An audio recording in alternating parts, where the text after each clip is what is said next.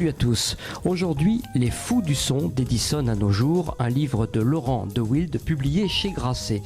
Laurent de Wild est bien connu dans le monde du jazz. Ce normalien s'est formé à New York et est très vite devenu un pianiste renommé. D'ailleurs, tiens, c'est sa musique qu'on entend en tapis sous ma voix. Pionnier de la révolution électronique du jazz des années 2000, il a obtenu le prix Django Reinhardt et les victoires de la musique. Claviériste talentueux, arrangeur et compositeur prolixe, producteur également à ses heures, il a enregistré plus de 10 albums sous son nom et a accompagné les meilleurs jazzmen.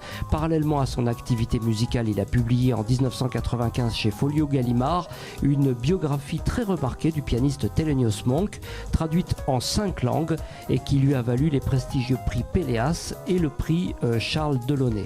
Et là, il publie donc un pavé de 550 pages, pas moins, présenté comme suit par l'éditeur. Qui a pu être assez fou pour avoir eu un jour l'idée de faire de la musique avec de l'électricité? Qui se cache derrière les ancêtres de nos pianos numériques actuels, ces immenses orgues criblés de fils électriques ou ces claviers surréalistes au nom insensé, Novachord, Telharmonium, Audion Piano, Mixture Trotonium, Clavivox ou Polymoog. Des amoureux du son, c'est sûr, mais surtout d'immenses inventeurs. Ils s'appellent Edison, Cahill, Martenot, Matthews, Moog ou encore Zinoviev et Kakehashi. Ils sont américains, anglais, français, russes ou japonais et ils ont en commun un esprit insatiablement créatif, un égal amour des circuits électriques et des notes harmoniques, ainsi qu'une vision révolutionnaire de la musique. De 1870 à nos jours, du premier microphone au nouveau synthétiseur et de l'ampoule aux écrans plats, Laurent de Wild nous raconte les incroyables aventures des inventeurs de notre modernité et nous entraîne dans les coulisses bouillonnantes de la création où la course au brevet s'affronte à la passion pour la musique. Alors c'est un énorme travail de recherche que l'auteur a réalisé pour réunir et synthétiser autant d'informations, mais ce qui est intéressant, c'est que le livre offre plusieurs niveaux de lecture. Grâce à un réel talent de vulgarisateur et de pédagogue, l'auteur rend accessibles les notions techniques les plus complexes. Et pour ceux qui veulent aller un peu plus loin, eh bien, il a même ajouté un glossaire de 10 pages de termes techniques assortis de définitions courtes et simples.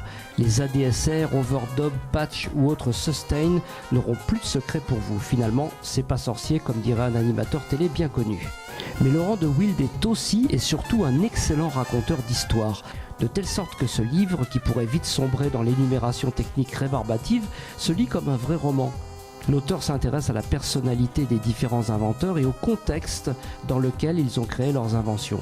On y croise aussi toutes sortes de compositeurs et d'interprètes, célèbres ou totalement inconnus, du monde du jazz, du classique ou de la pop, et c'est l'occasion de découvrir des dizaines d'anecdotes insolites.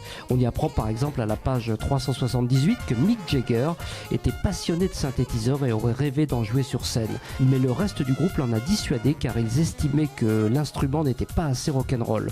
Côté Beatles, c'est George Harrison qui en a acheté un et qui en a truffé l'album Abbey Road.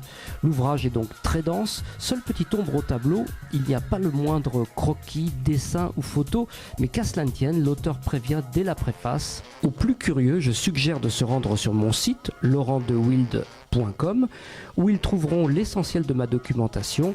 Elle est organisée pour suivre la chronologie du récit et comprend des vidéos, des photos, de l'audio, des interviews et une foule d'autres choses glanées au cours de mes pérégrinations sur le net. Voilà, donc un livre pour tout le monde, que vous soyez musicien ou pas, technicien ou pas, il y a toujours quelque chose à apprendre. Les Fous du son d'Edison à nos jours, de Laurent de Wild, vient de sortir aux éditions Grasset. Bonne lecture les amis, à la prochaine.